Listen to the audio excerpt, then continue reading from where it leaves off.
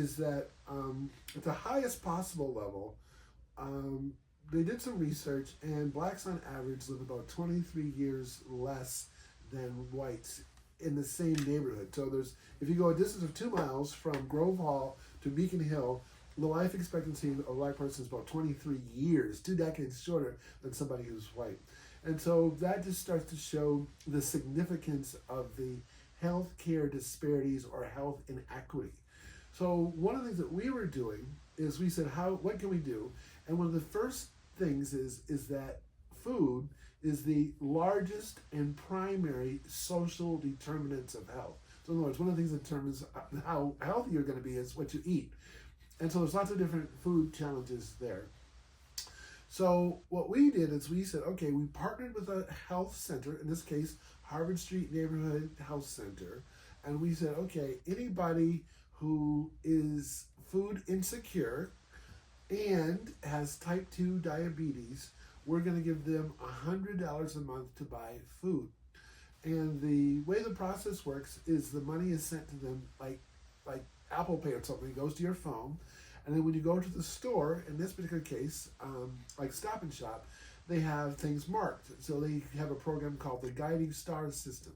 So anything with a star on it is basically healthy. Now the problem is that 65% of the food in the store is not healthy. This is very typical in grocery stores. So the Guiding Stars thing helps guide people to what the healthy foods are.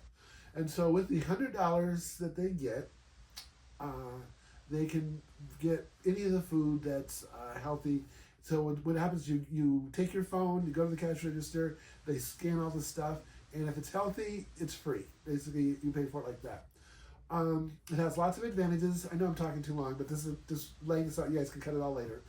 So the advantages are that a lot of times when you're food insecure and you have to get to a food pantry, you may not be able to get there because you have 2 jobs, you have childcare, whatever, and it's open Wednesdays at 4 to 6, and you can't make it, and they don't open again for another 2 weeks.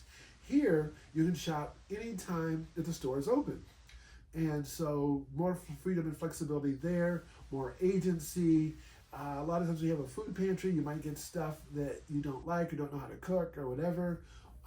If you have it from the grocery store, there's a wider selection of produce, there's a wider selection of proteins, all your fish, chicken, eggs, things like that, dairy, refrigerated, frozen. And so you have all these, of all this. So these are the advantages of what we have.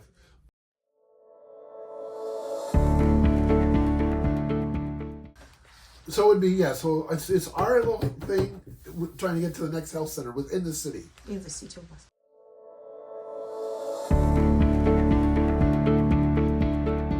So we would do it as soon as possible, once the students had developed a strategy or a plan, we would then go to basically the Boston Public Health Commission and say, here's our project, it's working. We've had some other students who've actually developed a rollout strategy for this, and we would then look to you to help fund the rollout expansion. That's something that we can do together cooperatively with the other partners.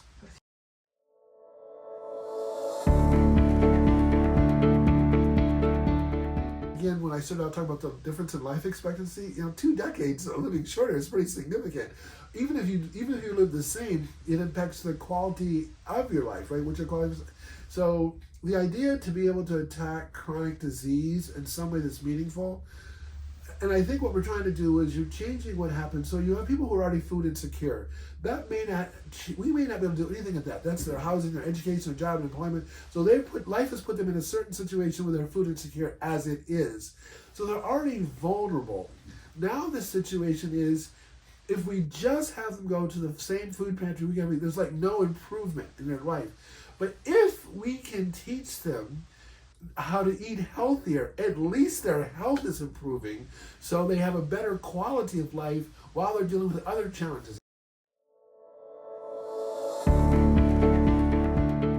Well, I'm the first decision maker, but there's going to be several to do something like that, right? I'll be the first one, the Boston Public Health Commission, etc.